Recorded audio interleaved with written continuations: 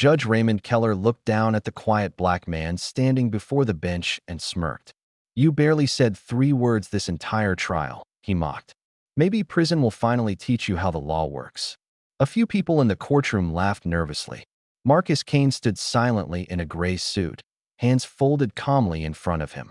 No emotion, no fear. That confidence irritated Judge Keller even more.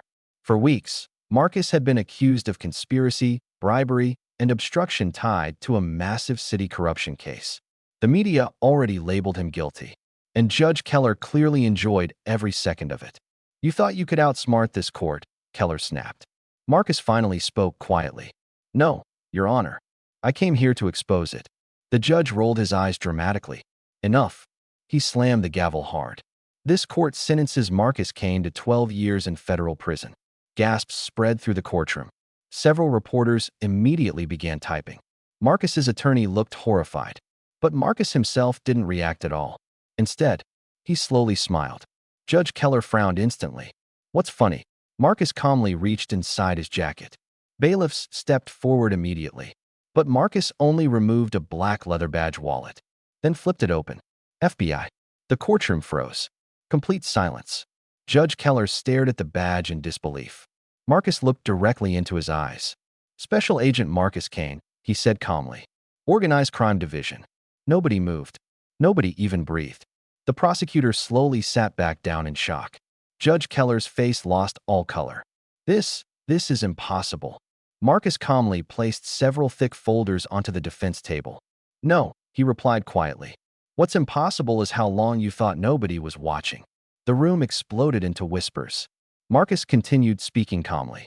"For the last 14 months, I've been working undercover investigating judicial corruption connected to this courthouse." Several attorneys immediately looked terrified. Marcus opened the folders one by one.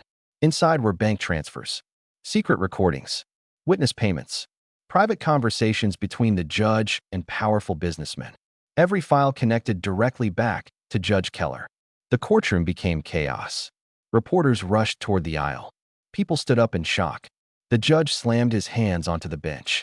"You fabricated this." Marcus shook his head calmly. "No," he answered.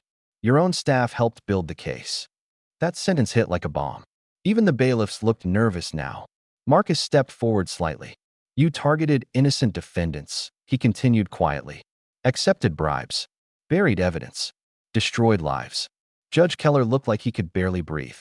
Then suddenly, the courtroom doors burst open. Federal agents entered immediately, armed, focused. One senior agent approached the bench directly.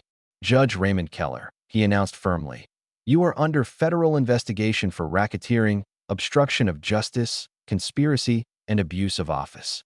The room erupted. Several people started shouting. Cameras flashed everywhere. And the same judge who proudly sentenced Marcus moments earlier now looked completely broken. Marcus calmly closed the FBI badge wallet, then looked at the judge one final time. "You thought I was just another quiet defendant," he said softly. He paused. "But the entire time, I was the man building the case against you."